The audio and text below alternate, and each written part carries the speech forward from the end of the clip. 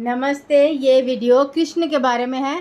कृष्ण जो भी गीता में लिखा है वही चीज़ें मेरी बुक में भी लिखी है, पर करंट कॉन्टेक्स्ट में है क्योंकि बुक मेडिटेशन डाउनलोड्स के बाद लिखी गई है। सो क्रिएशन ऑफ हैप्पीनेस मेरी किताब का नाम है और Krishna creation of happiness he represent करते हैं। जैसे भगवत गीता में उन्होंने लिखा है कि don't worry about the fruits, do your work. मतलब आप चिंता नहीं करें, आप पॉजिटिव में रहे, फल ज़रूर मिलेगा। फल जैसा भी हो, चाहे आपके एक्सपेक्टेशन के मुताबिक हो या नहीं, पर फल ज़रूर मिलेगा अगर आप पॉजिटिव रहते हैं। फॉर एग्जाम्पल, आपका कोई बहुत बड़ा ड्रीम है कि आपको शादी करनी है, उसके बाद सब कुछ ठीक हो जाएगा, मगर कुछ भी ठीक नहीं होता है, सब कुछ टूट जाता है।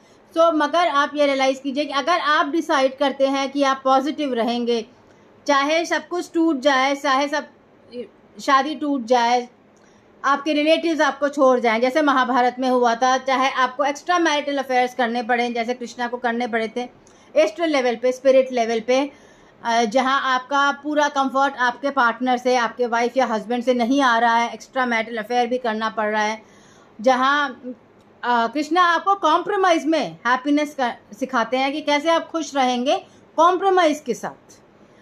जहां आपके रिलेटिव से आपका झगड़ा होता रहता है, आपके प्रॉपर्टी आपसे छिन जाती है, फिर भी आप पॉजिटिव रहते हैं।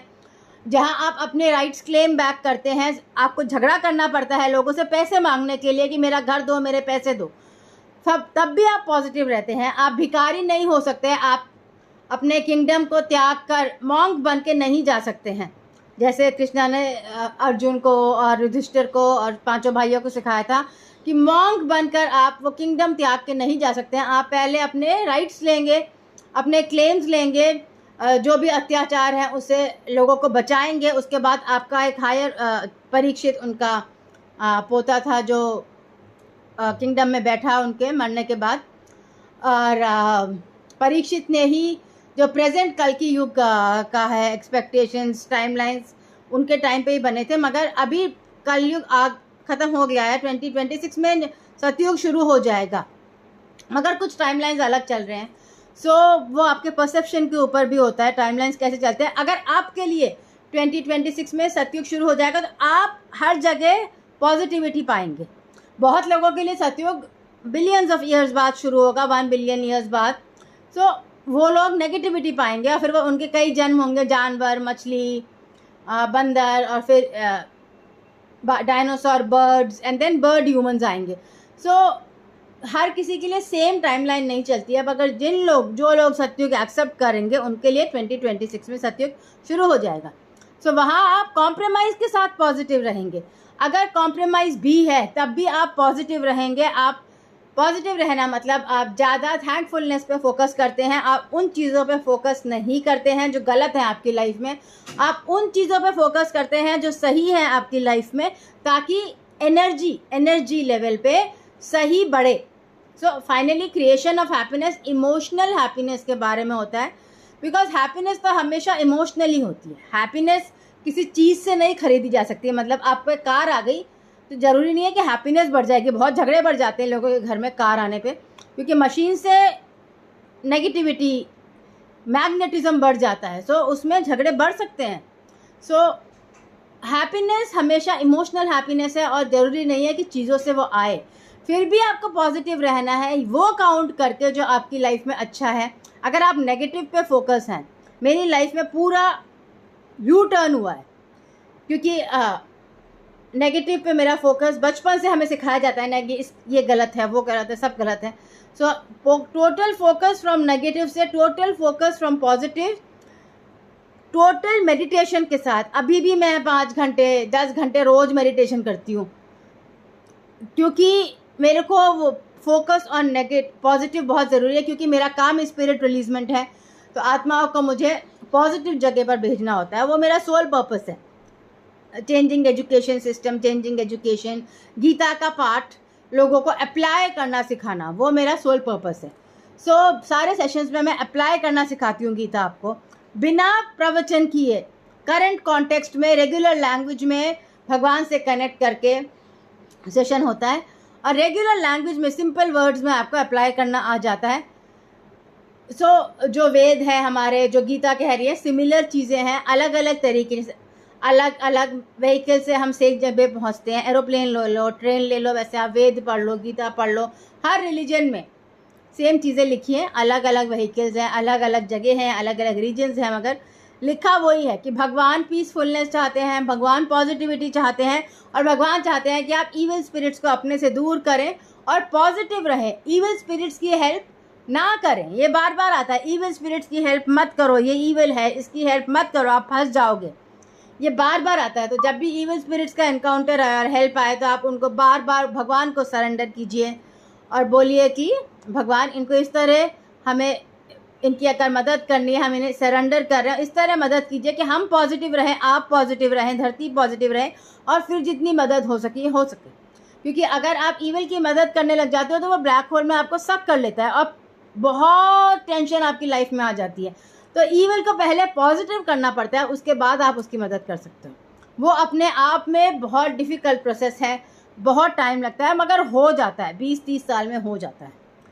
अब इविल किसी को भी अटैक कर सकता है, स्पेशली अगर आपकी मोक्ष की लाइफ है, सैल्वेशन की लाइफ है, तो आपके नियर बाय रिलेटिव्स, आपके लवर, आपके हस्बैंड, आपके बच्चे, किसी को भी अटैक कर सकता है ताकि आपका मोक्ष रुक जाए। तो उसमें फिर आपको बहुत पेशेंस के साथ इविल को निकालना पड़ता है। थेरेपी सेशंस में हम इविल स्पिरिट्स को लाइट में भेजते हैं, जितने भी लोग आते हैं। तो सैल्वेशन के लिए बहुत लोग नहीं आते, तो मेरे पास जो सेशंस होते हैं उनमें मोक्ष होता है किसी का, तो मेरे पास बहुत सेशंस नहीं आते हैं, वही आते हैं जिनको मोक्ष मिलना होता है ज़्यादातर। हाँ, अब आपको मालूम नहीं होता है, मगर ज़्यादातर मेरे पास वही सेशंस आते हैं जिनको मोक्ष मिलना होता है। और इविल स्पिरिट्स को निकालना एक मेजर चैलेंज होता है। तो वही गीता में लिखा है कि आप इविल स्पिरिट्स को निकालिए, चाहे वो आपके रिलेटिव्स हों, चाहे वो आपके पेरेंट्स हो, चाहे आपके ग्रैंड पेरेंट्स हो, कोई भी जो भी इविल है। इविल मतलब कि जो लाइफ के खिलाफ है, जो कॉम्प्रोमाइज़ बहुत ज़्यादा कर रहा है, गलत चीज़ें फैला रहा है, कॉम्प्रोमाइज़ में अपनी हवस पे बहुत ध्यान दे रहा है, जैसे दुर्योधन गुस्से पे बहुत ध्यान दे रहा है, अपनी प्रॉपर्टी, अपनी किंगडम, दूसरों को पैसे नहीं दे रहा है, और कि आपको क्लेम करना है, अपने पैसे छोड़ने नहीं हैं, आपको लड़ना है कि आपकी चीज़ें आपको मिलें, आपकी जस्टिस आपको मिले। संत के जैसे छोड़ना हमेशा अलाउड नहीं होता है, स्पेशली जब आपकी लास्ट लाइफ होती है, तो हाउस होल्डर लाइफ होती है और आपको पूरी ड्यूटीज़ पूरी करनी पड़ती है। आप संत की तरह वॉक अवे नहीं कर सकते। संत वाली लाइफ होती है फोकस सीखने की लाइफ, तो वो एक सैल्वेशन के पहले वाली लाइफ होती है जहाँ फोकस सीखते हैं, मगर वो लास्ट लाइफ नहीं होगी। कई लोग मेरे पास आते हैं जिन्होंने समाधि ली होती है, उसके बाद भी उनको हाउस होल्डर एक्सपीरियंस मिलता है, जहाँ उन्हें पूरी अपनी ड्यूटीज़ निभानी होती हैं और इविल थॉट्स को अपने दिमाग से निकालना होता है। तो इविल थॉट, जो भी नेगेटिव थॉट है उसको आप इविल थॉट कह सकते हो, और जो भी पॉजिटिव थॉट है उसको गॉड का थॉट कह सकते हो। बिकॉज गॉड से आप तभी कनेक्ट करोगे जब आप पॉजिटिव हो गए। जब आप नेगेटिव होते हो तो हम बहुत प्रे करते हैं पर हम कनेक्ट नहीं कर पाते हैं, बहुत मुश्किल से फिर हम सेकंड्स में पॉजिटिव होते हैं और फिर हम कनेक्ट करते हैं। और फिर एक बार आप पॉजिटिव हो गए तो आप घंटों कनेक्ट कर सकते हो गॉड से, घंटों आप भगवान के साथ बैठ सकते हो। तो वो पॉजिटिव होने की एक ट्रेनिंग होती है, 20 साल तो लग जाते हैं, 12 से 20 साल तो लग जाते हैं, मगर आप शुरू करो थेरेपी से और धीरे धीरे धीरे धीरे होता रहता है। मेरा तो थेरेपी से, हिप्नोथेरेपी, पास्ट लाइफ थेरेपी से शुरू हुआ था प्रोसेस, रेकी से, रेकी ग्रैंड मास्टरशिप से। सो प्रोसेस तो टेक्निकल है इस लाइफ में, जहाँ आपका सर्कमस्टांसेस ऐसे नहीं होते, जहाँ आप मंदिर के पुजारी बन गए, तो उसमें फिर ऑटोमेटिक होता है। फिर उन्हें भी स्पिरिट अंडरस्टैंडिंग आनी चाहिए, उन्हें भी थेरेपी कई बार लेनी पड़ती है ताकि वो भी पॉजिटिव हो जाएं और गॉड से कनेक्ट कर सकें। तो स्पिरिचुअल टीचर चाहिए होता है जो रिलीजियस ना हो। रिलीजन में कोई ख़राबी नहीं है, पर रिलीजियस आपका सेक्युलर होना ज़रूरी होता है, ताकि आपको पता होना चाहिए कि आपकी आत्मा अलग अलग रिलीजन्स में जन्म लेती है, अलग अलग तरीक़ों से भगवान को समझने के लिए, और हर रिलीजन का कुछ ना कुछ फ़ायदा होगा। जैसे मैं हमेशा कहती हूँ, हर थेरेपिस्ट का कुछ ना कुछ फ़ायदा होगा, चाहे वो 1000 ले रहा है या 500 ले रहा है या 50,000 ले रहा है या 70,000 ले रहा है, हर थेरेपिस्ट का कुछ ना कुछ फ़ायदा होगा। जैसे आप मर्सिडीज़ खरीद रहे हो, आप साइकिल खरीद रहे हो, आप ट्रेन खरीद रहे हो, आप हेलीकॉप्टर खरीद रहे हो, हर व्हीकल का कुछ ना कुछ फ़ायदा होगा।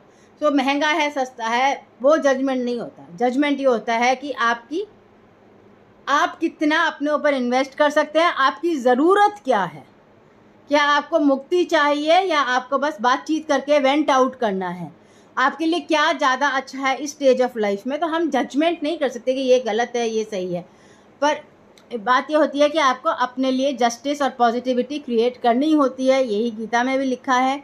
और अलग अलग इंटरप्रिटेशंस होते हैं, बट फाइनली भगवान से कनेक्ट करने के लिए आपको पॉजिटिव रहना पड़ता है।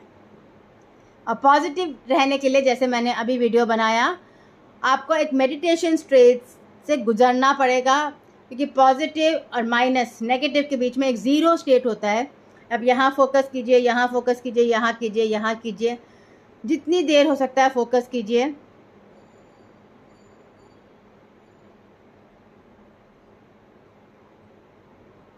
इसके बाद पॉजिटिव आराम से आ जाएगा। मगर अगर मैं नेगेटिव बातें कर रही हूँ, चिंता में हूँ, भाग रही हूँ, फिर मैं बोलूँ पॉजिटिव हो जाऊँ, तो इतने आराम से नहीं आता, यहाँ ब्लैंक रहता है। एक बार आप वाइट लाइट पे फोकस करो और फिर पॉजिटिव करो, एकदम आ जाएगा। सो वो एक प्रोसेस है कि आपको अपना स्विच कंट्रोल करना होता है। स्विच वो ज़ीरो स्टेट है जो नेगेटिव और पॉजिटिव के बीच में है। ब्लॉग में भी लिखा हुआ है इसके साथ, जो ब्लॉग अपलोडेड है। और ब्रेथ पे फोकस करना होता है ताकि आप पॉजिटिव रह सके। इंट्यूशन के लिए आपको 2-3 घंटे दिन में मेडिटेशन करना होता है। Thank you.